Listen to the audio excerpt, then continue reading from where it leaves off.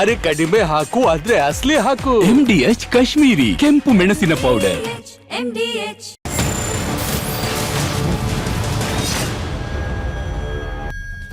Metro ಪ್ರಯಾಣದ ದರವನ್ನ ಏರಿಸುವಂತಹ ವಿಚಾರ ಇತ್ತಲ್ಲ, ಅದು ಭಾರಿ ರಾಜಕೀಯವಾಗಿ ಮಾರ್ಪಟ್ಟಿತ್ತು. ಬಿಜೆಪಿ ನಾಯಕರುಗಳು ಹೇಳ್ತಾ ಇದ್ರು, ರಾಜ್ಯದಲ್ಲಿ ಮಾತ್ರ BMRCL ಪ್ರಯಾಣದ ಟಿಕೆಟ್ ದರವನ್ನ ಏರಿಸುತ್ತೆ ಅಂತೇಳಿ ಹೇಳಿದ್ರೆ ಅದಕ್ಕೆ ರಾಜ್ಯ ಸರ್ಕಾರವೇ ಕಾರಣ. ಕೇಂದ್ರ ಮತ್ತು ರಾಜ್ಯದ ಪಾತ್ರ ಇದ್ರೂ ಕೂಡ ಕೇಂದ್ರ ಒಪ್ಪಿರಲಿಲ್ಲ, ರಾಜ್ಯ ಸರ್ಕಾರವೇ ಕಾರಣ. ಯಾಕಂತ ಹೇಳಿದ್ರೆ ರಾಜ್ಯದ ಬೊಕ್ಕಸ ಖಾಲಿಯಾಗಿದೆ, ಖಾಲಿ ಟ್ರಂಕ್ ಅಂತೇಳಿ ಹೇಳಿ ಆಕ್ರೋಶವನ್ನು ಹೊರಹಾಕಿದ್ದಾರೆ. ರಾಜ್ಯ ಸರ್ಕಾರದ ವಿರುದ್ಧ ಬಿಜೆಪಿ ನಾಯಕರು ಸಿಡಿದೆದ್ದಿದ್ದಾರೆ. ಖಾಲಿ ಟ್ರಂಕ್ ಹಿಡಿದು ರಾಜ್ಯ ಸರ್ಕಾರದ ವಿರುದ್ಧ ಆಕ್ರೋಶವನ್ನು ಹೊರಹಾಕಿದ್ದಾರೆ. RV ರೋಡ್ ಮೆಟ್ರೋ ಸ್ಟೇಷನ್ ಅಲ್ಲಿ ಖಾಲಿ ಟ್ರಂಕ್ ಹಿಡ್ಕೊಂಡು ಪ್ರತಿಭಟನೆಯನ್ನ ಮಾಡಿದ್ದಾರೆ ಬಿಜೆಪಿಯ ನಾಯಕರುಗಳು. ತೇಜಸ್ವಿ ಸೂರ್ಯ, ಬೆಂಗಳೂರು ದಕ್ಷಿಣದ ಸಂಸದ ತೇಜಸ್ವಿ ಸೂರ್ಯ ಅವರ ನೇತೃತ್ವದಲ್ಲಿ ಪ್ರತಿಭಟನೆ. RV ರೋಡ್ ಮೆಟ್ರೋ ನಿಲ್ದಾಣದ ಮುಂದೆ ಪ್ರತಿಭಟನೆ. ಸಂಸದ ತೇಜಸ್ವಿ ಸೂರ್ಯ, ಶಾಸಕ ರಾಮಮೂರ್ತಿ ಭಾಗಿಯಾಗಿದ್ದಾರೆ. ರಾಜ್ಯ ಸರ್ಕಾರ ಖಾಲಿ ಟ್ರಂಕ್ ಏನೂ ಇಲ್ಲ ಅಂತ ಹೇಳಿ ವಾಗ್ದಾಳಿ ಮಾಡಿದ್ದಾರೆ. ಬಿಜೆಪಿ ನಾಯಕರನ್ನ ಪೊಲೀಸರು ವಶಕ್ಕೆ ಪಡೆದಿದ್ದಾರೆ. ಏನು ಇಲ್ಲ ಸರ್, ಕಾಂಗ್ರೆಸ್ ಸರ್ಕಾರ ಖಾಲಿ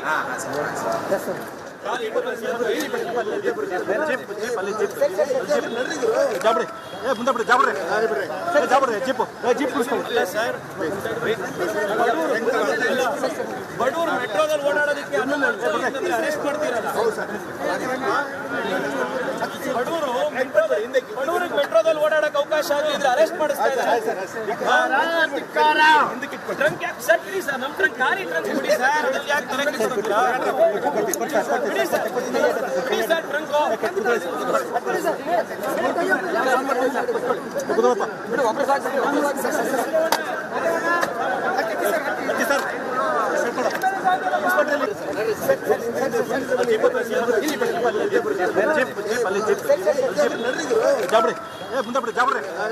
ಬಿಜೆಪಿ ಸಂಸದ ತೇಜಸ್ವಿ ಸೂರ್ಯ ಹಾಗೆ CK ರಾಮಮೂರ್ತಿ ಅವರ ನೇತೃತ್ವದಲ್ಲಿ RV ರೋಡ್ ಮೆಟ್ರೋ ಸ್ಟೇಷನ್ನ ಮುಂಭಾಗದಲ್ಲಿ ಪ್ರತಿಭಟನೆ ಮಾಡಿದ್ದಾರೆ.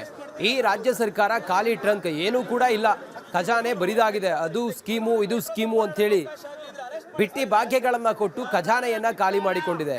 ಹೀಗಾಗಿ ರಾಜ್ಯದ ಜನರಿಗೆ ಬೆಲೆ ಏರಿಕೆಯ ಬಿಸಿ ತಟ್ತಾ ಇದೆ. ಕೇಂದ್ರ ಒಪ್ಪದೇ ಇದ್ರೂ ಕೂಡ ರಾಜ್ಯ BMRCL ಮೆಟ್ರೋ ಟಿಕೆಟ್ ದರವನ್ನ ಏರಿಸುವಂತ ತೀರ್ಮಾನವನ್ನ BMRCL ಮೂಲಕ ಮಾಡಿತ್ತು.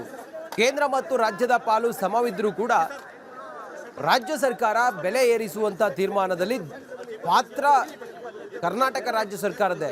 ಯಾಕಂತ ಹೇಳಿದ್ರೆ ಬೊಕ್ಕಸ ಖಾಲಿಯಾಗಿದೆಯಲ್ಲ, ಈ ಕಾರಣದಿಂದ ಖಾಲಿ ಟ್ರಂಕ್ ಸರ್ಕಾರ ಇದು ಅಂತ ಹೇಳಿ ಖಾಲಿ ಟ್ರಂಕ್ ಬಾಕ್ಸ್ ಅನ್ನ ಹಿಡಿದುಕೊಂಡು ತೇಜಸ್ವಿ ಸೂರ್ಯ ಅವರು RV ರೋಡ್ ಮೆಟ್ರೋ ಸ್ಟೇಷನ್ ಮುಂಭಾಗ ಪ್ರತಿಭಟನೆ ಮಾಡಿದ್ದಾರೆ. ಪ್ರತಿಭಟನಾ ನಿರತ ಬಿಜೆಪಿಯ ನಾಯಕರನ್ನ ಈಗ ವಶಕ್ಕೆ ಪಡೆದಿದ್ದಾರೆ ಪೊಲೀಸರು.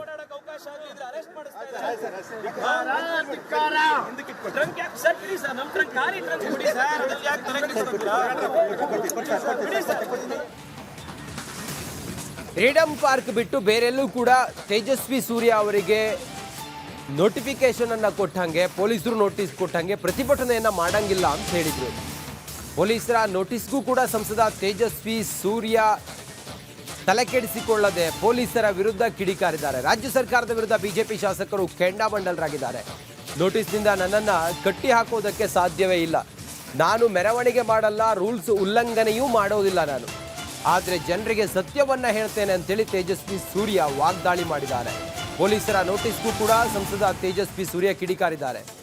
ಪ್ರತಿಭಟನೆ ಮಾಡೋಗಿಲ್ಲ ಅಂತೇಳಿ ಪೊಲೀಸರು ತೇಜಸ್ವಿ ಸೂರ್ಯಗೆ ನೋಟಿಸ್ ಕೊಟ್ಟಿರೋ ವಿಚಾರವಾಗಿ ತೇಜಸ್ವಿ ಸೂರ್ಯ ಪೊಲೀಸರ ನೋಟಿಸ್ಗೆ ಕಿಡಿಕಾರಿದ್ದಾರೆ. ಏನು ಹೇಳಿದ್ದಾರೆ ನೋಡೋಣ.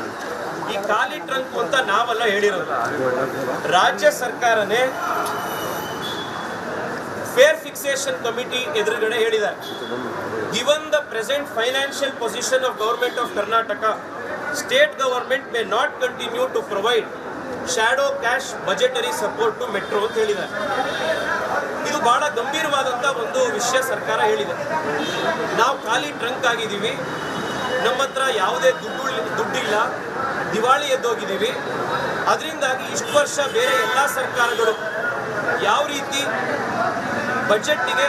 ಬಜೆಟ್ನಲ್ಲಿ ಶ್ಯಾಡೋ ಕ್ಯಾಶ್ ಸಪೋರ್ಟು ಮೆಟ್ರೋ ಕೊಡ್ತಿದ್ವೋ ಅದನ್ನು ನಮಗೆ ಮುಂದುವರ್ಸಕ್ಕೆ ಆಗ್ತಾ ಇಲ್ಲ. ಆ ಕಾರಣಕ್ಕೋಸ್ಕರ ನೀವು ಜನರಿಂದ ಹಣ ಕಲೆಕ್ಟ್ ಮಾಡಿ ಹೆಚ್ಚುವರಿಯಾಗಿ ದರ ಏರಿಸಿ ಅಂತ ರಾಜ್ಯ ಸರ್ಕಾರ ಹೇಳಿದೆ. ಇದು ಬಹಳ ಗಂಭೀರವಾದಂಥ ಒಂದು ವಿಷಯ ರಾಜ್ಯ ಸರ್ಕಾರ ಫೇರ್ ಫಿಕ್ಸೇಷನ್ ಕಮಿಟಿಗೆ ಹೇಳಿರೋದು. ನಾನು ಮಾನ್ಯ ಮುಖ್ಯಮಂತ್ರಿಗಳಲ್ಲಿ ಮನವಿ ಮಾಡ್ತಾ ಇದ್ದೀನಿ, ತಾವು ದಯವಿಟ್ಟು ಈ ಬಜೆಟ್ ಸೆಷನ್ನಲ್ಲಿ ರಾಜ್ಯದ ಜನತೆಗೆ ಶ್ವೇತಪತ್ರ ಹೊರಡಿಸಬೇಕು. ಸ್ಟೇಟ್ ಫೈನಾನ್ಸಸ್ ಏನಿದೆ ಅನ್ನೋದ್ರ ಬಗ್ಗೆ ನೀವು ನಮಗೆ ಕ್ಲಾರಿಟಿ ಕೊಡಬೇಕು. ಒಂದು ಕಡೆ ನೀವು ಬಜೆಟಲ್ಲಿ 400 ಕೋಟಿ ರೂಪಾಯಿ ಶ್ಯಾಡೋ ಕ್ಯಾಶ್ ಸಪೋರ್ಟ್ ಕೊಡಕ್ಕೂ ನಮ್ಮ ಹತ್ರ ದುಡ್ಡಿಲ್ಲ ಅಂತ ಫೇರ್ ಫಿಕ್ಸೇಷನ್ ಕಮಿಟಿ ಎದುರುಗಡೆ ಹೇಳ್ತೀರಾ, 400 ಕೋಟಿ ಕೊಡೋಕ್ಕಾಗಲ್ಲ ಅಂತ. ಇನ್ನೊಂದು ಕಡೆ 40,000 ಕೋಟಿ ರೂಪಾಯಿ ಖರ್ಚು ಮಾಡಿ ಟನಲ್ ರೋಡ್ ಮಾಡ್ತೀವಿ ಅಂತ ಹೇಳ್ತಾ ಇದ್ದೀರಾ. ಏನಿದೆ ಸ್ಥಿತಿ? ರಾಜ್ಯ ದಿವಾಳಿ ಎದ್ದೋಗಿದೆಯಾ? ಖಾಲಿ ಟ್ರಂಕ್ ಆಗಿದೆಯಾ? ಏನಾಗಿದೆ? ಇದ್ರ ಬಗ್ಗೆ ಶ್ವೇತಪತ್ರವನ್ನು ಮುಖ್ಯಮಂತ್ರಿಗಳು ಹೊರಡಿಸಬೇಕು ಬಜೆಟ್ನಲ್ಲಿ ಅನ್ನುವಂಥದ್ದು ಮೊದಲನೇ ಮನವಿ. ಇವಾಗ ಫಸ್ಟ್ ಆಫ್ ಆಲ್ ಈ ಖಾಲಿ ಟ್ರಂಕ್ ಅಂತ ನಾವೆಲ್ಲ ಹೇಳಿರೋದು, ರಾಜ್ಯ ಸರ್ಕಾರನೇ ಫೇರ್ ಫಿಕ್ಸೇಷನ್ ಕಮಿಟಿ ಎದುರುಗಡೆ ಹೇಳಿದ್ದಾರೆ. Given the present financial position of government of Karnataka, state government may not continue to provide shadow cash budgetary support to metro ಅಂತ ಹೇಳಿದ್ದಾರೆ.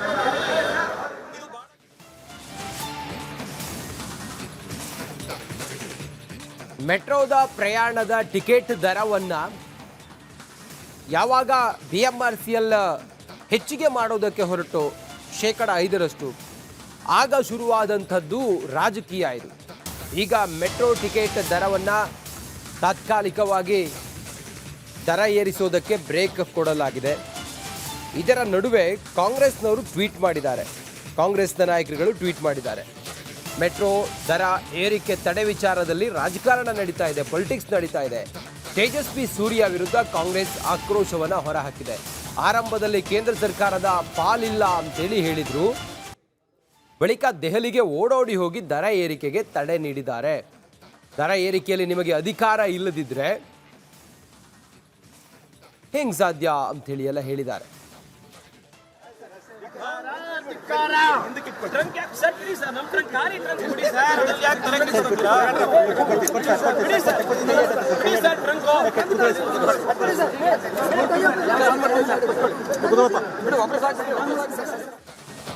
ರಿಪಬ್ಲಿಕ್ ಕನ್ನಡ ಯಾವಾಗ BMRCL ಜನಸಾಮಾನ್ಯರಿಗೆ ಟಿಕೆಟ್ನ ದರವನ್ನು ಹೆಚ್ಚಿಸುವಂಥ ತೀರ್ಮಾನವನ್ನು ಕೈಗೊಳ್ತೀವಿ ಅಂತೇಳಿ ಹೇಳ್ತೋ, ಜನಸಾಮಾನ್ಯರ ಧ್ವನಿಯಾಗಿ ರಿಪಬ್ಲಿಕ್ ಕನ್ನಡ ವರದಿಯನ್ನು ಮಾಡಿತ್ತು. ಈ ಸಮಯಕ್ಕೆ ಮೆಟ್ರೋ ಟಿಕೆಟ್ ದರವನ್ನು ಏರಿಸಿದ್ರೆ ಜನರಿಗೆ ಹೊರೆಯಾಗುತ್ತೆ ಅಂತೇಳಿ ರಿಪಬ್ಲಿಕ್ ಕನ್ನಡ ಕ್ಯಾಂಪೇನ್ ಮಾಡಿತ್ತು. ಈಗ ನಮ್ಮ ವರದಿಯ ಮೆಗಾ ಇಂಪ್ಯಾಕ್ಟ್ ಆಗಿದೆ. ನಮ್ಮ ಮೆಟ್ರೋ ಟಿಕೆಟ್ ದರ ಏರಿಕೆಗೆ ತಾತ್ಕಾಲಿಕವಾಗಿ ಬ್ರೇಕ್ ಬಿದ್ದಿದೆ. 5% ಟಿಕೆಟ್ ದರ ಏರಿಕೆಯನ್ನು BMRCL ಮಾಡುವ ತೀರ್ಮಾನ ಮಾಡಿತ್ತು. ಕೇಂದ್ರ ಸರ್ಕಾರದ ಮಧ್ಯಪ್ರವೇಶದಿಂದ ಆದೇಶ ಈಗ ವಾಪಸ್ ತೆಗೆದುಕೊಂಡಿದೆ. ತಾತ್ಕಾಲಿಕವಾಗಿ ತಡೆ ಹಿಡಿದಿದ್ದಾಯಿತು, ದೀರ್ಘಾವಧಿ ಯಾವಾಗ ಅನ್ನೋದು ಈಗಿರುವಂಥ ಪ್ರಶ್ನೆ. FFC ವಿಚಾರದಲ್ಲಿರುವ ಗೊಂದಲ ಬಗೆಹರಿಯೋದು ಯಾವಾಗ? ಮೆಟ್ರೋ ಟಿಕೆಟ್ ದರ ಏರಿಕೆಯನ್ನು ನಿಲ್ಲಿಸಿ ರಿಪಬ್ಲಿಕ್ ಕನ್ನಡ ಅಭಿಯಾನವನ್ನು ಮಾಡಿದೆ. ನಮ್ಮ ಅಭಿಯಾನದ ಬಿಗ್ ಇಂಪ್ಯಾಕ್ಟ್ ಆಗಿದೆ.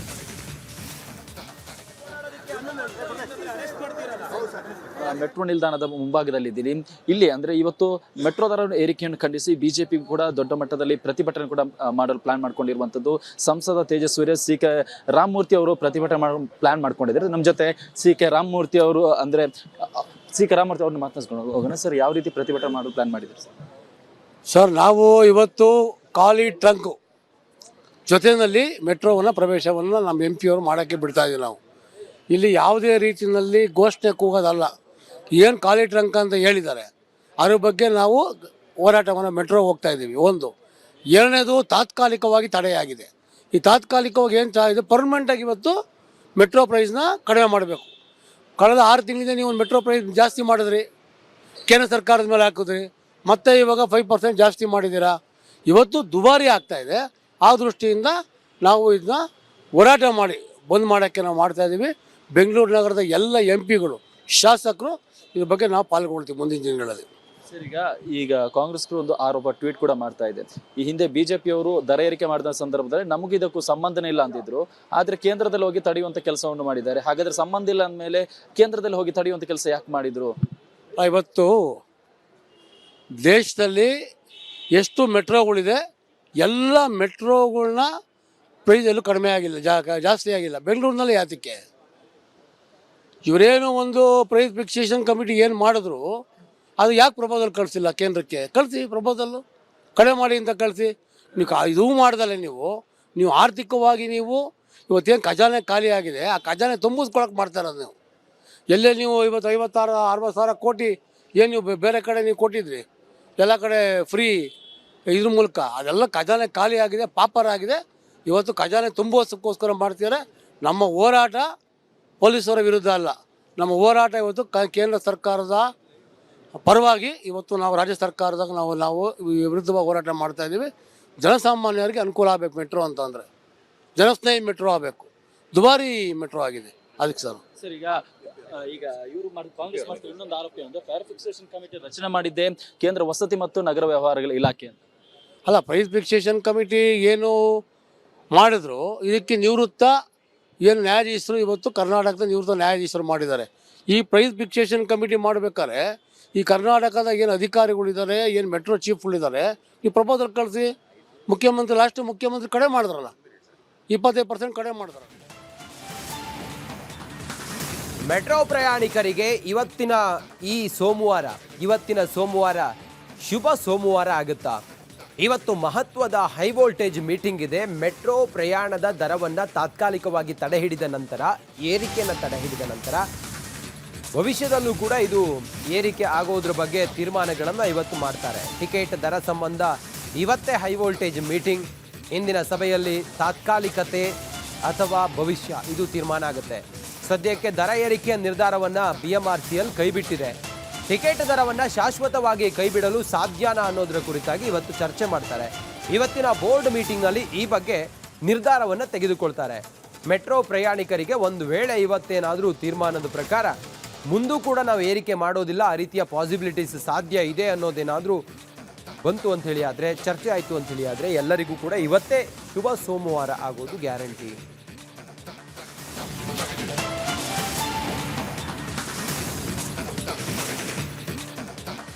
ಮೆಟ್ರೋದಲ್ಲಿ ಪ್ರಯಾಣ ಮಾಡುವಂಥ ಪ್ರಯಾಣಿಕರು ತಾವು ದುಡ್ಡು ಕೊಟ್ಟು ಮೆಟ್ರೋದಲ್ಲಿ ಪ್ರಯಾಣ ಮಾಡ್ತೀವಲ್ಲ, ಈ ಸುದ್ದಿಯನ್ನು ನೋಡಲೇಬೇಕು. ಯಾಕಂತ ಹೇಳಿದರೆ, ನೀವು ಮೆಟ್ರೋದಲ್ಲಿ ಓಡಾಡ್ತೀರಿ, BMRCLಗೆ ನೀವು ಕೊಡುವ ಟಿಕೆಟ್ನ ಹಣ ಇದೆಯಲ್ಲ, ಎಷ್ಟು ಲಾಭ ಆಗುತ್ತೆ.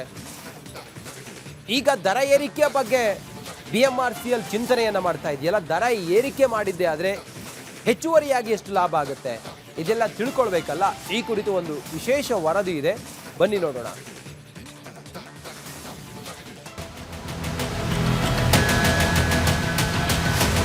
ಟ್ರಾಫಿಕ್ ಕಿರಿಕಿರಿಗೆ ಸಿಲಿಕಾನ್ ಸಿಟಿ ಜನರು ಹೈರಾಣಿಗೆ ಹೋಗಿದ್ದಾರೆ. ಹೀಗಾಗಿ ನಮ್ಮ ಮೆಟ್ರೋದಲ್ಲಿ ಸಂಚರಿಸುವಂತಹ ಪ್ರಯಾಣಿಕರ ಸಂಖ್ಯೆ ದಿನಕ್ಕೆ ಹೆಚ್ಚುತ್ತಲೇ ಇದೆ. ಇದರಿಂದಾಗಿ BMRCLಗೆ ಭರ್ಜರಿ ಆದಾಯವೇ ಹರಿದು ಬರ್ತಾ ಇದೆ. ಒಂದು ವೇಳೆ ಮೆಟ್ರೋ ದರ ಏರಿಕೆ ಆಗಿದ್ರೆ BMRCLಗೆ ಬರ್ತಿದ್ದ ಆದಾಯ ಎಷ್ಟು ಅನ್ನೋದನ್ನ ಹೇಳ್ತೀವಿ ನೋಡಿ.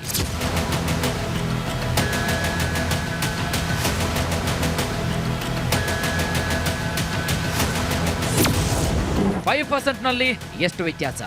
ನಮ್ಮ ಮೆಟ್ರೋ ಟಿಕೆಟ್ ದರ ಹೆಚ್ಚಿಸಿದ್ರೆ ದಿನದ ಆದಾಯ 4.20 ಕೋಟಿ ರೂಪಾಯಿ ಆಗ್ತಿತ್ತು. ತಿಂಗಳಿಗೆ ಅಂದಾಜು ಆದಾಯ 126 ಕೋಟಿ ಆದರೆ ವಾರ್ಷಿಕ ಆದಾಯ 1,512 ಕೋಟಿ ಆಗ್ತಿತ್ತು.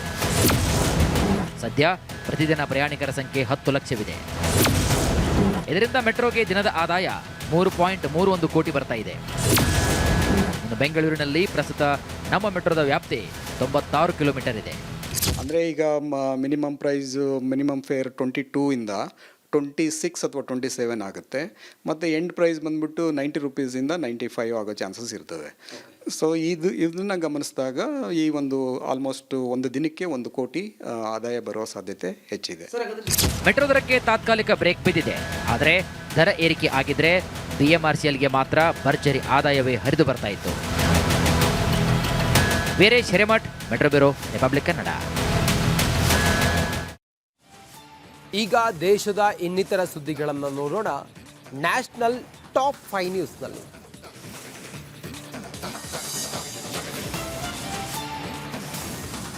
ರಣಚಳಿಗೆ ರಾಷ್ಟ್ರ ರಾಜಧಾನಿ ಜನ ತತ್ತರಿಸಿ ಹೋಗಿದ್ದಾರೆ. ದೆಹಲಿಯ ಅಕ್ಷರಧಾಮದಲ್ಲಿ ದಟ್ಟ ಮಂಜು ಆವರಿಸಿದ್ದು ವಾಹನ ಸವಾರರು ಪರದಾಡುತ್ತಿದ್ದಾರೆ.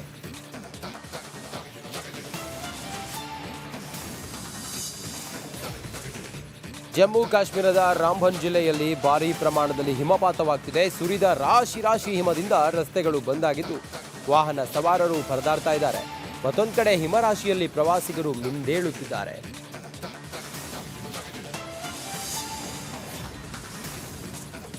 ಜಪಾನ್ ಸಾರ್ವತ್ರಿಕ ಸಂಸತ್ ಚುನಾವಣೆಯಲ್ಲಿ ಜಪಾನ್ ಪ್ರಧಾನಿ ಸನೆ ತಕೈಚಿ ನೇತೃತ್ವದ ಲಿಬರಲ್ ಡೆಮಾಕ್ರೆಟಿಕ್ ಪಕ್ಷ ಭರ್ಜರಿಯಾಗಿ ಗೆಲುವು ಸಾಧಿಸಿದೆ.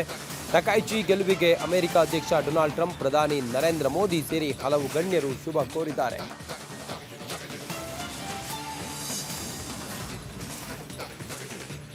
ದಾಮೋದರ್ ವೀರ್ ಸಾವರ್ಕರ್ ಭಾರತ ರತ್ನ ಪ್ರಶಸ್ತಿ ನೀಡಿದರೆ ಆ ಗೌರವವೇ ಪ್ರಶಸ್ತಿಯ ಘನತೆಯನ್ನು ಹೆಚ್ಚಿಸುತ್ತದೆ ಎಂದು ರಾಷ್ಟ್ರೀಯ ಸ್ವಯಂ ಸೇವಕ ಸಂಘದ ಮುಖ್ಯಸ್ಥ ಮೋಹನ್ ಭಾಗವತ್ ಹೇಳಿದ್ದಾರೆ. ಮುಂದಿನ ಅಪ್ಡೇಟ್ಸ್ ಕೊಡ್ತಾರೆ ನಮ್ಮ ಪ್ರತಿನಿಧಿ Srilakshmi. Over to you Srilakshmi. Thank you Ranjith. ಬೆಂಗಳೂರಿನಲ್ಲಿ ವೀಕ್ಷಕರೇ ತಮಿಳು ಹಾಡಿನ ವಿರುದ್ಧ ಕನ್ನಡಿಗರು ಸಿಡಿದೆದ್ದಿದ್ದಾರೆ. ಸಂಗೀತ ಗೋಷ್ಠಿಯೊಂದರಲ್ಲಿ ತಮಿಳಿಗೆ ಮಣೆ ಹಾಕಲಾಗ್ತಾ ಇತ್ತು, ಕನ್ನಡ ಹಾಡುಗಳ ಕಡೆಗಣನೆ ನಡೀತಾ ಇತ್ತು ಅಂತ. ಹಾಗಾಗಿ ಗೋಷ್ಠಿ ನಡೆಯುತ್ತಿದ್ದ ಸ್ಥಳಕ್ಕೆ ಕರವೇ ಪ್ರವೀಣ್ ಶೆಟ್ಟಿ ಬಣ ನುಗ್ಗಿದೆ.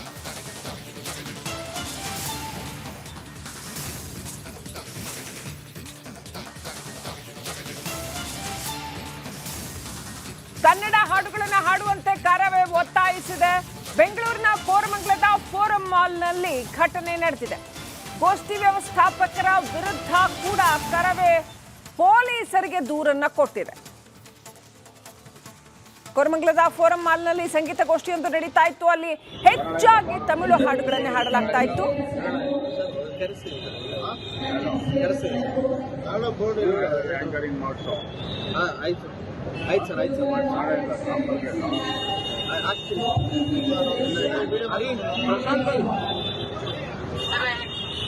I want you to come backstage immediately. ಒಂದು ಸ್ಟೂಲ್ ಬೇಕಂತೆ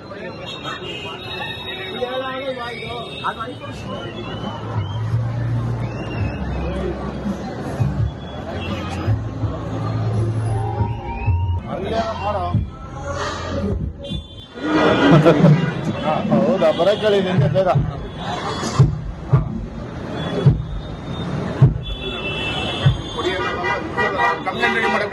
ಆಯ್ತಾಣ.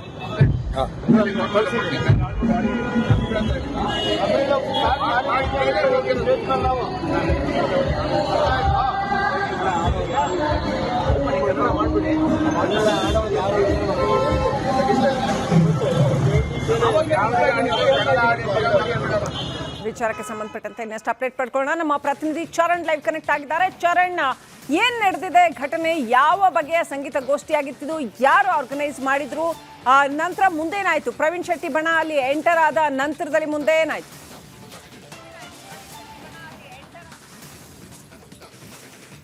ಎಸ್ ಶ್ರೀಲಕ್ಷ್ಮಿ, ಪ್ರಮುಖವಾಗಿ ಎಲ್ಲೋ ಒಂದು ಕಡೆಯಲ್ಲಿ ಕರ್ನಾಟಕದಲ್ಲಿ ಕನ್ನಡದ ಹಾಡುಗಳಿಗೆ ಮತ್ತೆ ಕನ್ನಡಕ್ಕೆ ಸ್ಥಾನಮಾನ ಇಲ್ಲವಾ ಅನ್ನುವಂತಹ ಒಂದಿಷ್ಟು ಪ್ರಶ್ನೆಗಳಿಗೆ ಉದ್ಭವ ಆಗಿರುವಂಥದ್ದು. ಪ್ರಮುಖವಾಗಿ ಅದರಲ್ಲೂ ಬೆಂಗಳೂರಿನಲ್ಲಿರುವಂತಹ ಮಾಲ್ಗಳೇನಿದೆ, ಈ ಒಂದು ಮಾಲ್ಗಳಲ್ಲಿ ಪದೇ ಪದೇ ಕನ್ನಡವನ್ನ ಹೀಯಾಳಿಸುವಂಥದ್ದು ಮತ್ತೆ ಕನ್ನಡಕ್ಕೆ ಆದ್ಯತೆಯನ್ನ ನೀಡದೇ ಇರುವಂತಹ ಕೆಲಸಗಳು ಕೂಡ ಬೆಳಕಿಗೆ ಬರ್ತಾ ಇದೆ. ಈ ಹಿಂದೆ ಅನೇಕ ಬಾರಿ ಕೂಡ ಮಾಲ್ಗಳಲ್ಲಿ ಈ ರೀತಿಯಾದಂತಹ ಸಂಗೀತ ಕಾರ್ಯಕ್ರಮಗಳು, ಆರ್ಕೆಸ್ಟ್ರಾಗಳು ಆದಂತಹ ಸಂದರ್ಭದಲ್ಲಿ ಹೆಚ್ಚಾಗಿ ಬೇರೆ ಭಾಷೆಯ ಹಾಡುಗಳಿಗೆ ಮಾನ್ಯತೆಯನ್ನ ನೀಡಲಾಗುತ್ತೆ ಮತ್ತೆ ಬೇರೆ ಭಾಷೆಯ ಹಾಡುಗಳಿಗೆ ಹೆಚ್ಚಿನ ಆದ್ಯತೆಯನ್ನ ಕೂಡ ನೀಡಲಾಗುತ್ತೆ.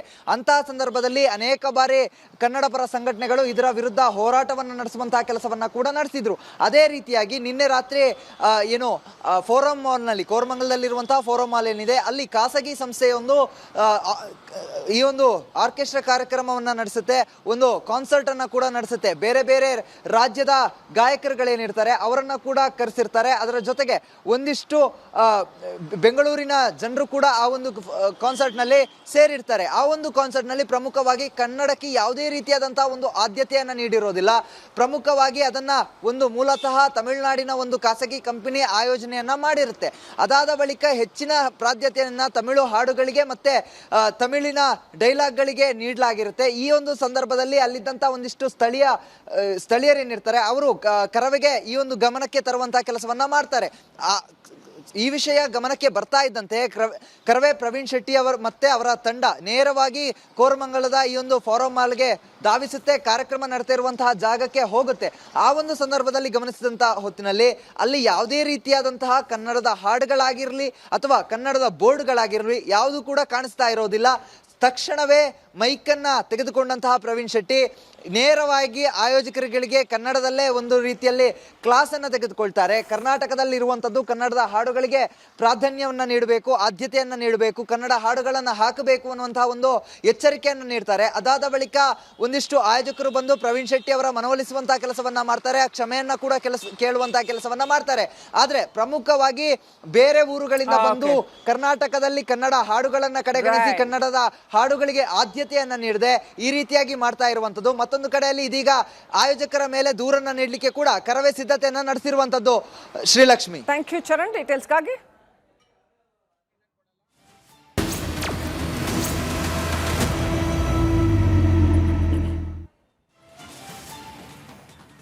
ಕರ್ನಾಟಕದಲ್ಲಿ ಸಿಎಂ ಕುರ್ಚಿ ಕದನ ಮುಗಿದಿಲ್ಲ, ಬದಲಾಗಿ ತಾರಕಕ್ಕೇರಿದೆ.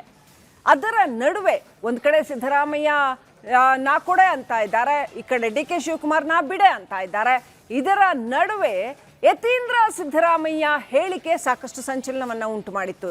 ಮುಂದಿನ 5 ವರ್ಷ ಸಿದ್ದರಾಮಯ್ಯ ಅವರೇ ಸಿಎಂ ಆಗಿರ್ತಾರೆ ಅನ್ನುವಂಥದ್ದು. ಇದೀಗ ಹೈಕಮಾಂಡ್ ಏನ್ ಮಾಡುತ್ತೆ ಈ ವಿಚಾರದಲ್ಲಿ ಅನ್ನೋದು 108 ಪ್ರಶ್ನೆಗಳನ್ನ ಹುಟ್ಟು ಹಾಕಿದೆ.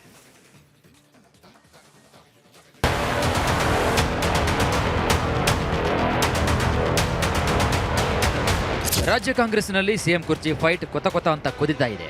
ಒಂದ್ ಕಡೆಗೆ ಸಿಎಂ ಸಿದ್ದರಾಮಯ್ಯ ಪುತ್ರ ಹೇಳಿಕೆ ಕೈಪಾಳೆಯ ಬಿರುಗಾಳಿಯನ್ನೆಬ್ಬಿಸಿದ್ರೆ, ಮತ್ತೊಂದು ಕಡೆಗೆ ಇದಕ್ಕೆ ಡಿಸಿಎಂ ಡಿಕೆ ಶಿವಕುಮಾರ್ ಬಣ ಕೌಂಟರ್ ಕೊಟ್ಟಿತ್ತು.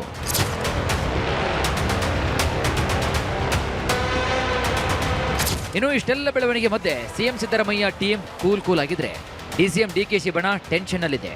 ಯಾಕಂದ್ರೆ ಎಐಸಿಸಿ ಅಧ್ಯಕ್ಷ ಮಲ್ಲಿಕಾರ್ಜುನ್ ಖರ್ಗೆ ಮೌನದ ಬಗ್ಗೆ ಟಾಕ್ ಶುರುವಾಗಿದೆ. ನಾಯಕತ್ವ ಬದಲಾವಣೆ ವಿಚಾರದಲ್ಲಿ ಎಐಸಿಸಿ ಅಧ್ಯಕ್ಷರು ಸೈಲೆಂಟ್ ಆಗಿದ್ದಾರೆ. ಕರ್ನಾಟಕ ನಾಯಕತ್ವದ ವಿಚಾರದಲ್ಲಿ ಯಾವುದೇ ಮಾತು ಆಡಿದ್ರೂ ಸಂಕಷ್ಟ ಎನ್ನುವಂತಾಗಿದೆ. ಒಬ್ಬರ ಪರವಾಗಿ ಮಾತನಾಡಿದರೆ ಇನ್ನೊಬ್ಬರಿಗೆ ಬೇಸರ. ಹೀಗಾಗಿ ಮಲ್ಲಿಕಾರ್ಜುನ್ ಖರ್ಗೆ ಮೌನವಾಗಿದ್ದಾರೆ ಎನ್ನಲಾಗ್ತಾ ಇದೆ.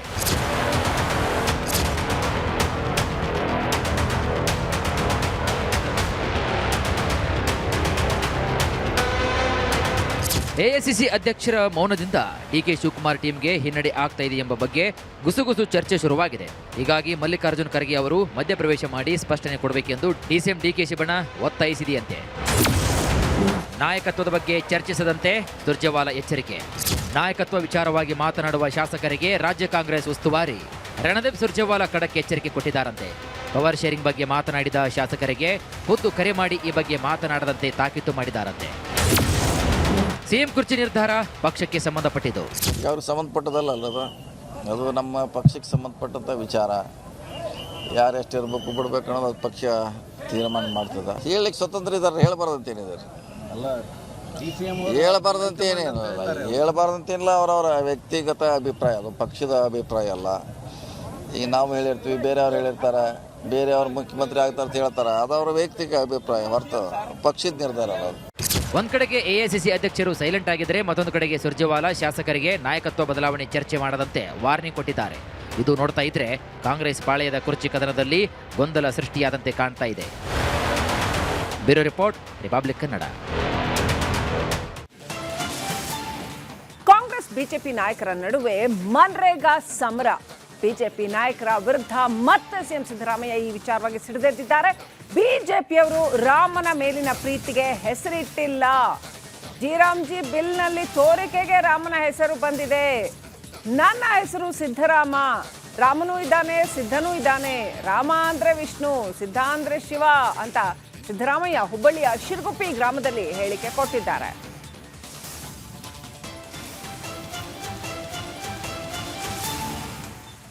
ಇತ್ತೀಚೆಗೆ ಒಂದು ಕಾನೂನು ಮಾಡಿದ್ದಾರೆ, V G gram G, V G RAM G, V B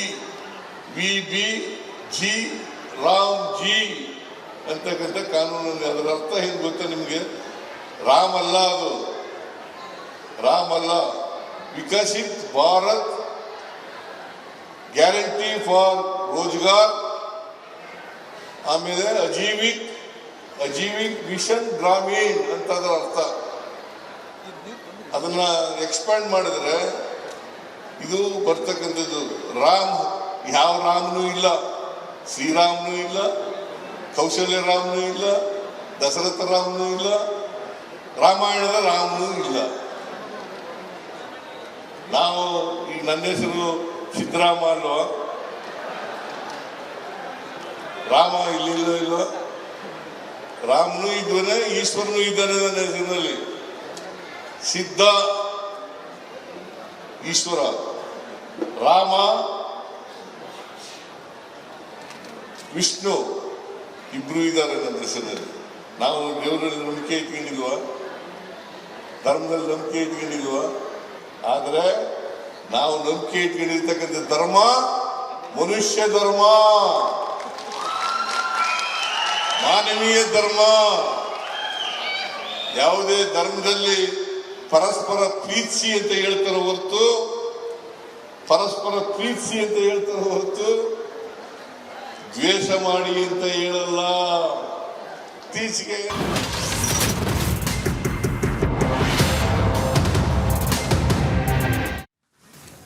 ಮೊನ್ನೆ ಗೋವಿಂದಪುರದಲ್ಲಿ ಒಂದು ಪುಟ್ಟ ಬಾಲಕ, 1ನೇ ಕ್ಲಾಸ್ ಬಾಲಕ ಹೋಗಿ ಒಂದು ಗುಂಡಿಗೆ ಬಿದ್ದಿದ್ದಾನೆ. ಅವನ ಶಾಲೆಯ ಎದುರು ಜೀಬಿಯ ಕಾಮಗಾರಿ ನಡೀತಾ ಇತ್ತು. ಆ ಚರಂಡಿ, ದೊಡ್ಡ ಚರಂಡಿ, ಅದಕ್ಕೆ ಬಿದ್ದಿದ್ದಂತಹ ಪುಟ್ಟ ಬಾಲಕ. ನೋಡಿ, ಈ ವಿಚಾರ ಇಷ್ಟೆಲ್ಲ ಆದ್ರೂ ಕೂಡ ಅಲ್ಲಿ ಕಬ್ಬಿಣದ ಸರಳುಗಳಿದ್ದು ಚೂರು ಹೆಚ್ಚು ಕಮ್ಮಿ ಆಗಿದ್ರು ಬಾಲಕನ ಜೀವ ಹೋಗ್ತಾ ಇತ್ತು. ಇಂಥ ಒಂದು ದೊಡ್ಡ ವಿಚಾರ ಜಿಬಿಯ ಆಯುಕ್ತರಿಗೆ ಗೊತ್ತೇ ಇಲ್ವಂತೆ. ನನಗಿನ್ನೂ ಮಾಹಿತಿಯೇ ಬಂದಿಲ್ಲ ಅಂತ ಇದ್ದಾರೆ ಮಹೇಶ್ವರ ರಾವ್. ಸ್ವಾಮಿ, ಮಾಧ್ಯಮಗಳನ್ನು ನೋಡಿ, ನಿಮ್ಮ ಬೆಂಗಳೂರಿನ ಸುದ್ದಿಗಳನ್ನೇ ತೋರಿಸ್ತಾ ಇರ್ತೀವಿ, ಮಾಹಿತಿ ತರಿಸ್ಕೊಂಡು ಸಂಬಂಧಪಟ್ಟವರ ವಿರುದ್ಧ ಕ್ರಮ ಕೈಗೊಳ್ತೀವಿ ಅಂತ ಹೇಳ್ತಾ ಇದ್ದಾರೆ. ಇನ್ನೂ ಕೂಡ ಏನು ಕ್ರಮ ಆಗಿಲ್ಲ. ಬಾಲಕನ ಚಿಕಿತ್ಸೆಯ ವೆಚ್ಚ ಭರಿಸ್ತೀವಿ ಅಂತ ಹೇಳ್ತಾ ಇದ್ದಾರೆ. ಅದು ಸಂಬಂಧಪಟ್ಟ ಗೋವಿಂದಪುರದಲ್ಲಿ ಏನಾದರೂ ಈ ಥರ ನಿರ್ಲಕ್ಷ್ಯತೆ ಇದ್ಬಿಟ್ರೆ ನಾವು ಖಂಡಿತ ಅದರ ಮೇಲೆ ಕ್ರಮ ತಗೊಳ್ತೇವೆ. ಕನ್ಸ್ಟ್ರಕ್ಷನ್ನಲ್ಲಿ ಸೇಫ್ಟಿ ಇರಲೇಬೇಕು. ಅದಕ್ಕೆ ಜನರು ಮುಂದೂ ಸಹ ಇದರ ಬಗ್ಗೆ ಎಚ್ಚರಿಕೆ ಇರಬೇಕು ಅಂತ ಹೇಳಿ ನಾವು ಭಾವಿಸುತ್ತೇವೆ. ಅವರಿಗೆ ಏನಾದರೂ ಹೆಚ್ಚು ಕಡಿಮೆ ಆಗಿದರೆ definitely we are there to take necessary action. ಏನಾದರೂ ಖರ್ಚಿದ್ರೆ ಸಹ ಖಂಡಿತ ನಾವೇ ನೋಡ್ಕೊಳ್ತೇವೆ ಇದ್ರ ಬಗ್ಗೆ. ಅದನ್ನು ಚೆಕ್ ಮಾಡ್ತೇನೆ. ಸೇಫ್ಟಿ ಸ್ಟ್ಯಾಂಡರ್ಡ್ಸ್ ಇರಲೇಬೇಕಾಗ್ತದೆ. ಎಸ್ಪೆಷಲಿ ಅರ್ಬನ್ ಏರಿಯಾದಲ್ಲಿ ಕೆಲಸ ಮಾಡುವಾಗ ಖಂಡಿತ ಅವ್ರ ಮೇಲೆ ನಾವು ಸೂಕ್ತ ಹೇಳ್ತೀವಿ. ನಾನು ಫಿಕ್ಸ್ ಮಾಡ್ತೇನೆ. ಫಸ್ಟ್ ನಾವು ತಿಳ್ಕೊಂಡು ಬಿಡ್ತೀವಿ ಯಾರ ಜವಾಬ್ದಾರಿ ಇತ್ತು. ನಾವು ಮೊದಲಿಂದ ಹೇಳ್ತಾ ಇದ್ದೇವೆ, ಕೆಲಸ ಮಾಡುವಾಗ. ಇನ್ನು ಐತಿಹಾಸಿಕ ಲಕ್ಕುಂಡಿಯಲ್ಲಿ ನಿಧಿಗಾಗಿ ಉತ್ಖನನ ವಿಚಾರ, ಮಾಣಿಕೇಶ್ವರ ದೇವಾಲಯ ಇದು ಏನಿದೆಯಲ್ಲ, ಅದು ಪ್ರಮುಖ ಆಕರ್ಷಣೆ, ಲಕ್ಕುಂಡಿಯ ಪ್ರಮುಖ ಆಕರ್ಷಣೆ. ಕಲ್ಯಾಣ ಚಾಲುಕ್ಯರು ನಿರ್ಮಿಸಿದಂತಹ ದೇವಾಲಯ ಇದು. ತ್ರಿಕೂಟಾಚಲ ಶೈಲಿಯಲ್ಲಿ, ಅಂದ್ರೆ 3 ಗೋಪುರಗಳಿರ್ತವೆ ನೋಡಿ, ಆ ಥರ ತ್ರಿಕೂಟಾಚಲ ಶೈಲಿಯಲ್ಲಿ ನಿರ್ಮಾಣ ಆಗಿರ್ತಕ್ಕಂಥ ಒಂದು ದೇವಸ್ಥಾನ. ಮುಂಭಾಗದಲ್ಲಿ, ಈ ದೇವಸ್ಥಾನದ ಮುಂಭಾಗದಲ್ಲೇನೆ ಮುಸುಕಿನ ಬಾವಿ ಇರ್ತಕ್ಕಂಥದ್ದು. ಐತಿಹಾಸಿಕ ದೇವಸ್ಥಾನ ಇದು. ಇನ್ನು ಈ ಐತಿಹಾಸಿಕ ದೇವಸ್ಥಾನ ಮತ್ತು ಈ ಮುಸುಕಿನ ಬಾವಿಗೆ ಕಾಯಕಲ್ಪ ಬೇಕಾಗಿದೆ. ಇದೇ ಮುಸುಕಿನ ಬಾವಿಯಲ್ಲಿ ನಿನ್ನೆ ನಾವು ಹೇಳಿದ್ವಲ್ಲ, ನಾಗಾವಿ ಗುಹೆಯಲ್ಲಿ ತೇಲಿಬಿಟ್ಟ ಎಲೆ ಅಡಿಕೆ ಮತ್ತಿತರೆ ವಸ್ತುಗಳು ಇಲ್ಲಿ ಬಂದು ಬೀಳತ್ತೆ ಅಂತ. ಇದು ಆ ಮುಸುಕಿನ ಬಾವಿ, ಗದಗ್ನ ಲಕ್ಕುಂಡಿಯಲ್ಲಿರ್ತಕ್ಕಂಥ ಮುಸುಕಿನ ಬಾವಿ. ನಮ್ಮ ಲಕ್ಕುಂಡಿ ಗ್ರಾಮದಲ್ಲಿ 101 ದೇವಸ್ಥಾನ, 101 ದೇವಾಲಯಗಳು, 101 ಬಾವಿಗಳು ಅಂತ ಏನು ಪ್ರತೀತಿ ಇತ್ತು. ಇದು ಕೂಡ ಮಾಣಿಕೇಶ್ವರ ದೇವಸ್ಥಾನ ಮುಸ್ಕಿನ್ ಬಾವಿ ಎನ್ನುವ ಒಂದು ರಾಷ್ಟ್ರೀಯ, ಅಂದರೆ ಆರ್ಕಿಯಾಲಜಿ ಸರ್ವೆ ಆಫ್ ಇಂಡಿಯಾದ ಒಂದು ASI ಕೇಂದ್ರ ಪುರಾತತ್ವ ಸರ್ವೇಕ್ಷಣಾ ಇಲಾಖೆಗೆ ಸಂಬಂಧಪಟ್ಟಿರುವ ಇದೊಂದು ಮಾನ್ಯುಮೆಂಟು. ಇದು ಮಾಣಿಕೇಶ್ವರ ಅಂತ ಯಾಕಂತಾರಂತ ಇತಿಹಾಸಕಾರ ಹೇಳೋದಾದರೆ, ಏನು ಸೂರ್ಯನ ಕಿರಣ ಈ ಈಶ್ವರನ ಲಿಂಗದ ಮೇಲೆ ಬಿದ್ದು ಮಾಣಿಕ್ಯದಂತೆ ಹೊಳಿತೈತಿ, ಅದಕ್ಕೆ ಮಾಣಿಕೇಶ್ವರ ಅಂತ ಹೆಸರು ಬಂತು. ಆಮೇಲೆ ಇದು ಮುಸ್ಕಿನ್ ಬಾವಿ ಅಂತೇಳಿ ಹೆಸರು ಬಂದಿದ್ದು ಈಗ ನಮ್ಮ ರೂಢನಾಮೇಲಿದ್ದ 100-200 ವರ್ಷ, 250 ವರ್ಷದಿಂದ. ಇದು ಟೋಟಲ್ ಮುಸ್ಕಿನಿಂದ ಕುಳಿತು, ಅಂದರೆ ದೊಡ್ಡ ದೊಡ್ಡ ಬಾರೆಹಣ್ಣು, ಹುಣಸೆಹಣ್ಣು ಗಿಡ ಎಲ್ಲ ಕೂಡಿ ಮುಸುಕಾಗಿ ಕಾಣ್ತಿತ್ತು. ಹಾಗಾಗಿ ಮುಸ್ಕಿನ್ ಬಾವಿ ಅಂತ ಬಂದಿದ್ದು. ಇದು ಮೂಲ ಮಾಣಿಕೇಶ್ವರ ದೇವಸ್ಥಾನ ಮತ್ತು ಬಾವಿ ಅಂತೇಳಿ ಪ್ರತೀತಿ ಇದೆ. ಇದು ASI ಮಾನ್ಯುಮೆಂಟ್ ಆಗಿರೋದ್ರಿಂದ ASIದವರು, ಕೇಂದ್ರ ಸರ್ಕಾರದವರು ಹೆಚ್ಚಿನ ಒಂದು ಮೂಲ ಸೌಕರ್ಯಗಳನ್ನು ಒದಗಿಸಿ ಈ ದೇಶ ವಿದೇಶದಂತ ಏನು ಪ್ರವಾಸಿಗರು ಬರ್ತಾರೆ ಅವ್ರಿಗೆ ಕಲ್ಯಾಣ ಚಾಲುಕ್ಯರ ಆಳ್ವಿಕೆಗೆ ಒಳಪಟ್ಟಂಥ ಐತಿಹಾಸಿಕ ಲಕ್ಕುಂಡಿ ಗ್ರಾಮ ನಿಧಿ ಸಿಕ್ಕ ಬೆನ್ನಲ್ಲೇ ಸಾಕಷ್ಟು ಆಕರ್ಷಣೀಯ ಕೇಂದ್ರ ಬಿಂದುವಾಗಿದೆ. ದೇಶ ಸೇರಿದಂತೆ ವಿದೇಶಗಳಿಂದಲೂ ಕೂಡ ಸಾಕಷ್ಟು ಸಂಖ್ಯೆಯಲ್ಲಿ ಪ್ರವಾಸಿಗರು ಲಕ್ಕುಂಡಿಗೆ ಬರ್ತಾ ಇದ್ದಾರೆ. ರಿಪಬ್ಲಿಕ್ ಕನ್ನಡ ಕೂಡ ಇಲ್ಲಿ ಗ್ರೌಂಡ್ ರಿಪೋರ್ಟ್ ಕೂಡ ಮಾಡ್ತಾ ಇದೆ. ಇವಾಗ ನಾವು ಲಕ್ಕುಂಡಿ ಐತಿಹಾಸಿಕ ದೇವಸ್ಥಾನವಾದಂಥ ಮಾಣಿಕೇಶ್ವರ ಒಂದು ದೇವಸ್ಥಾನದಲ್ಲಿದ್ದೇವೆ. ಇದು ಕಲ್ಯಾಣರ ಚಾಲುಕ್ಯಲ್ಲಿ ಆಳ್ವಿಕೆಯಲ್ಲಿ ನಿರ್ಮಾಣ ಮಾಡಿದಂಥ ಈ ಒಂದು ದೇವಸ್ಥಾನ. ಸಾಲಿ ಗ್ರಾಮದಲ್ಲಿ ನಿರ್ಮಾಣ ಮಾಡಿರುವಂಥ ಒಂದು ಶಿವಲಿಂಗವೂ ಇದೆ. ಅದೇ ರೀತಿಯಾಗಿ ತ್ರಿಕೂಟ ಆಕಾರದಲ್ಲಿ ಈ ಒಂದು ದೇವಸ್ಥಾನವನ್ನು ನಿರ್ಮಾಣ ಮಾಡಲಾಗಿದೆ.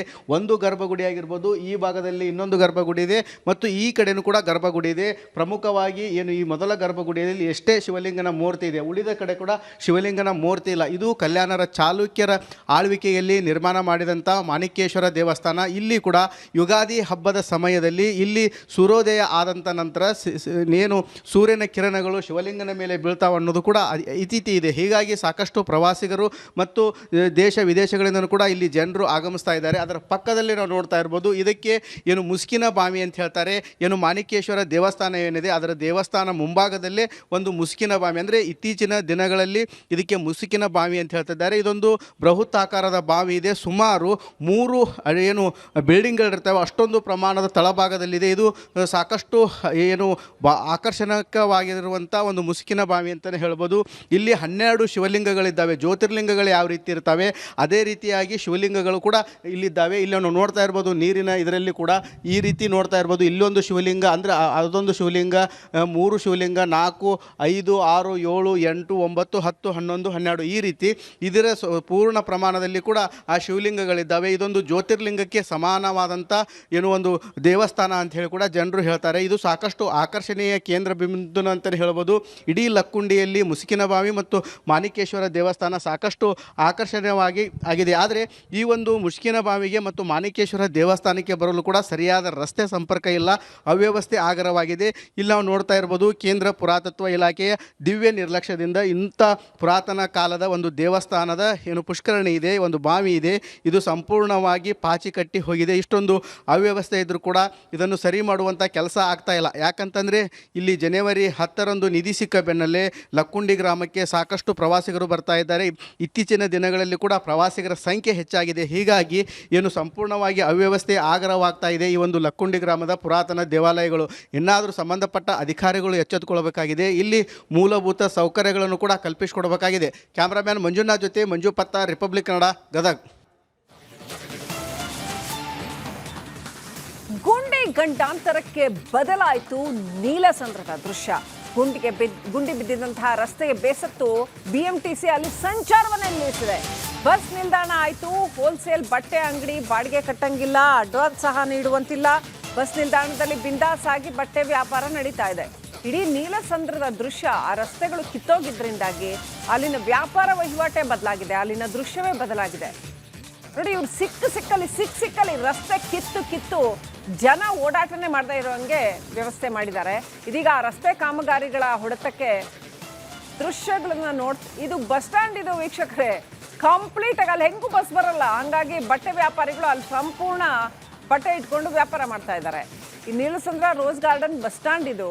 ಇಲ್ಲಿ ರಸ್ತೆ ಕಿತ್ತೋಗಿರೋದ್ರಿಂದಾಗಿ ಬಸ್ ಸಂಚಾರನ ನಿಲ್ಲಿಸ್ಬಿಟ್ಟಿದ್ದಾರೆ. ಜನ ಏನ್ ಮಾಡ್ಬೇಕು, ಟೂ ವೀಲರ್ ಇಲ್ದಿರೋರು ಹೆಂಗ್ ಓಡಾಡ್ಬೇಕು?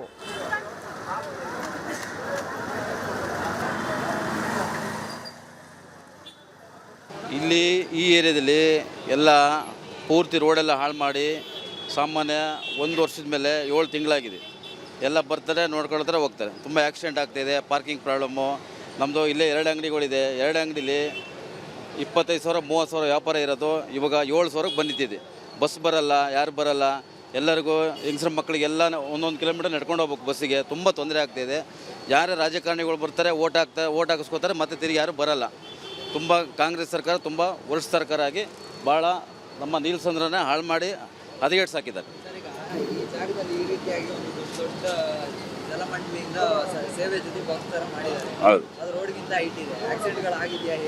ಇಲ್ಲಿ ಆಗಿದೆ ಸರ್ ಆಕ್ಸಿಡೆಂಟು. ತುಂಬ ದಿನಕ್ಕೆ 2ರಿಂದ 3 ಆಕ್ಸಿಡೆಂಟ್ ಆಗ್ತಾಯಿದೆ. ಈಗ ನೋಡಿ, ಇಷ್ಟಿಷ್ಟು ಹತ್ರ ಮಾಡಿಬಿಟ್ಟಿದ್ದಾರೆ. ಆ ಮಾಡಿಬಿಟ್ಟಿರೋದವೆಲ್ಲ ಹಂಗಂಗೆ ಬಿಡ್ತಾರೆ. ನೈಟ್ ಟೈಮು ಹೋಗ್ತಾ ಇರ್ತಾರೆ. ಈಗ ಪ್ರೆಸೆಂಟ್ ನೀಲಸಂದ್ರದ ರೋಸ್ ಗಾರ್ಡನ್ ನಲ್ಲಿ ಪ್ರಮುಖವಾಗಿ ಕಳೆದ 1 ವರ್ಷಗಳಿಂದ ರಸ್ತೆ ಕಾಮಗಾರಿಯನ್ನ ನಡೆಸಲಾಗ್ತಾ ಇದೆ. ಈ ಒಂದು ರಸ್ತೆ ಕಾಮಗಾರಿಯ ಹಿನ್ನೆಲೆಯಲ್ಲಿ ಸಂಪೂರ್ಣವಾಗಿ ಈ ಭಾಗಕ್ಕೆ ಓಡಾಡುವಂತಹ BMTC ಬಸ್ಸುಗಳು ಸಂಪೂರ್ಣವಾಗಿ ನಿಂತು ಹೋಗಿತ್ತು. ಈ ಒಂದು ಹಿನ್ನೆಲೆಯಲ್ಲಿ ಇಲ್ಲಿ ಸದ್ಯಕ್ಕೆ BMTC ಬಸ್ ನಿಲ್ದಾಣ ಏನಿದೆ, ಆ ಒಂದು BMTC ಬಸ್ ನಿಲ್ದಾಣಗಳನ್ನ ಅಂಗಡಿಗಳಾಗಿ ಮಾರ್ಪಾಟು ಮಾಡಿರುವಂಥದ್ದು. ಅಕ್ರಮವಾಗಿ BMTC ಬಸ್ ನಿಲ್ದಾಣ ಏನಿದೆ, ಆ ಒಂದು ಬಸ್ ನಿಲ್ದಾಣವನ್ನ ಬಟ್ಟೆ ಅಂಗಡಿಯಾಗಿ ಕನ್ವರ್ಟ್ ಮಾಡಿರುವಂಥದ್ದು. ಪ್ರಮುಖವಾಗಿ ರಸ್ತೆ ಕಾಮಗಾರಿಯ ಹಿನ್ನೆಲೆಯಲ್ಲಿ ಈ ಭಾಗದಲ್ಲಿ ಓಡಾಡ್ತಾ ಇದ್ದಂಥ ಒಂದಿಷ್ಟು ಬಸ್ಸುಗಳು ನಿಲ್ಲಿಸಿತ್ತು. ಈ ಒಂದು ಬಸ್ಸುಗಳು ನಿಲ್ಲಿಸಿದ ಬಳಿಕವಾಗಿ ಈ ಒಂದು ಬಸ್ ನಿಲ್ದಾಣ ಖಾಲಿ ಬಿದ್ದಿತ್ತು. ಇದೀಗ ಈ ಒಂದು ಬಸ್ ನಿಲ್ದಾಣವನ್ನು ಅಕ್ರಮವಾಗಿ ಆವರಿಸಿಕೊಂಡಿರುವಂತಹ ಕೆಲ ವ್ಯಕ್ತಿಗಳು ಇದೇ ಒಂದು ಬಸ್ ನಿಲ್ದಾಣವನ್ನು ಸಂಪೂರ್ಣವಾಗಿ ತಮ್ಮ ಮಳಿಗೆಯಾಗಿ ಪರಿವರ್ತನೆ ಮಾಡಿಕೊಂಡಿರುವಂಥದ್ದು. BBMPಯ ಸೊತ್ತು, ಯಾರು ಕೂಡ ಅದನ್ನು ವಶಪಡಿಸಿಕೊಳ್ಳುವ ಹಾಗಿಲ್ಲ. ಒಂದು ಕಡೆಯಲ್ಲಿ ಪ್ರಯಾಣಿಕರಿಗೆ ಬಸ್ ಇಲ್ಲ ಅಂತ ಹೇಳಿದ್ರು ತಂಗುದಾಣ ಅಂತ ಹೇಳಿ ಮಾಡಿದ್ದಾರೆ. ಆದರೆ ಸದ್ಯ ಈ ತಂಗುದಾಣವನ್ನು ಇದೀಗ ಶಾಪಿಂಗ್ ಕಾಂಪ್ಲೆಕ್ಸ್ ರೀತಿಯಾಗಿ ಬಟ್ಟೆ ಅಂಗಡಿಯಾಗಿ ಪರಿವರ್ತನೆ ಮಾಡಿಕೊಂಡು ಇಲ್ಲಿ ಮಾರಾಟವನ್ನು ಮಾಡ್ತಾ ಇರುವಂಥದ್ದು.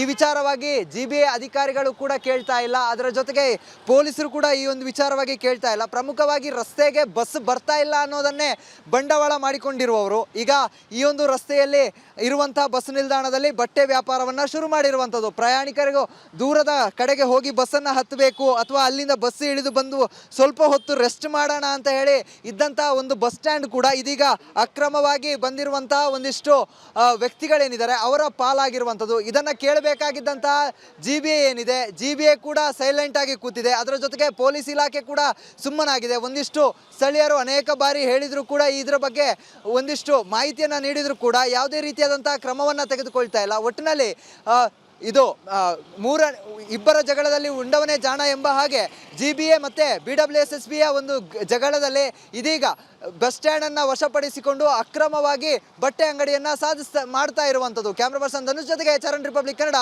ಬೆಂಗಳೂರು.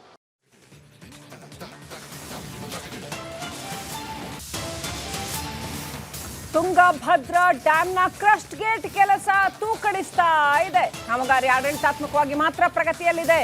ಆಕ್ಚುಲಿ ಅಂದ್ರೆ ನಿಜದಲ್ಲಿ ಪ್ರಗತಿಯಲ್ಲಿ ಇಲ್ಲ. ಮುಂಗಾರು ವೇಳೆಗೆ ಕೆಲಸ ಮುಗಿಯೋದು ಡೌಟ್ ಅಂತ ಹೇಳಲಾಗ್ತಾ ಇದೆ. ನಿರೀಕ್ಷಿತ ಮಟ್ಟದಲ್ಲಿ ಕಾಮಗಾರಿ ನಡೆಯದ ಹಿನ್ನೆಲೆಯಲ್ಲಿ ಕೆಲಸ ಆಗ್ತಾ ಇಲ್ಲ. ಈ ಹಿಂದೆ ನಾವು ನೋಡಿದ್ವಿ ತುಂಗಭದ್ರಾ ಕ್ರಸ್ಟ್ ಗೇಟ್ ಒಂದು ಗೇಟ್ ನಂಬರ್ 19 ಯಾವ ರೀತಿಯಲ್ಲಿ ಕಿತ್ತು ಹೋಗಿತ್ತು, ಡ್ಯಾಮ್ಗೆ ಎಂಥ ಅಪಾಯ ಎದುರಾಗಿತ್ತು ಅನ್ನೋದನ್ನ ನೋಡಿದ್ವಿ. ದೊಡ್ಡ ಪ್ರಮಾಣದ ನೀರು ಹರಿದು ಹೋಗಿತ್ತು. ಇದೀಗ ತುಂಗಭದ್ರಾ ಡ್ಯಾಮ್ಗೆ ಕ್ರಸ್ಟ್ ಗೇಟ್ ಅಳವಡಿಸುವ ಕೆಲಸ ಆಗಬೇಕು ಅಂತ ಸಾಕಷ್ಟು ಆಗ್ರಹ ಕೇಳಿ ಬಂದಿತ್ತು. ಜಲಾಶಯದ ಕ್ರಸ್ಟ್ ಗೇಟ್ಗಳ ನಿರ್ಮಾಣ ಕಾರ್ಯ ಇವತ್ತು ನಡೀತಾ ಇರತಕ್ಕಂತಹ ಸ್ಥಳದಿಂದ ರಿಪಬ್ಲಿಕ್ ಕನ್ನಡ ಒಂದು ಗ್ರೌಂಡ್ ರಿಪೋರ್ಟ್ ಅನ್ನ ಮಾಡ್ತಾ ಇದೆ. ಗಮನಿಸಬಹುದು, ಈ ಒಂದು ತುಂಗಭದ್ರಾ ಜಲಾಶಯದ ಕ್ರಸ್ಟ್ ಗೇಟ್ಗಳ ಹೊಸ ಕ್ರಸ್ಟ್ ಗೇಟ್ಗಳನ್ನ ಕೂಡಿಸ್ತಕ್ಕಂತಹ ಕೆಲಸದಲ್ಲಿ ಇವತ್ತು ಕಾರ್ಮಿಕರು ತಂಡೋಪತಂಡವಾಗಿ ತ್ವರಿತಗತಿಯಲ್ಲಿ ಕೆಲಸವನ್ನ ಮಾಡ್ತಾ ಇರತಕ್ಕಂಥದ್ದು ಗಮನಿಸಬಹುದು. ಏನು ಈ ಒಂದು ತುಂಗಭದ್ರಾ ಜಲಾಶಯದ ಏನು ಬಳಿ ಇರ್ತಕ್ಕಂತಹ TB ಬೋರ್ಡ್ ಏನಿದೆ, ಆ TB ಬೋರ್ಡ್ ನ ಕಚೇರಿಯ ಬಳಿ ಇವತ್ತು ಗೇಟ್ ಗಳನ್ನ ರೆಡಿ ಮಾಡ್ತಕ್ಕಂತಹ ಕೆಲಸ ನಡೀತಾ ಇರ್ತಕ್ಕಂಥದ್ದು ಗಮನಿಸಬಹುದು. ಒಂದೊಂದೇ ಪ್ಲೇಟ್ ಗಳನ್ನ ಅದರ ಜೊತೆಗೆ ಗೇಟ್ ಗಳನ್ನ ತಗೊಂಡು ಹೋಗ್ತಕ್ಕಂಥ ಕೆಲಸ, ರೆಡಿ ಮಾಡ್ತಕ್ಕಂಥ ಕೆಲಸಗಳು ಇವತ್ತು ನಡೀತಾ ಇರ್ತಕ್ಕಂಥದ್ದು.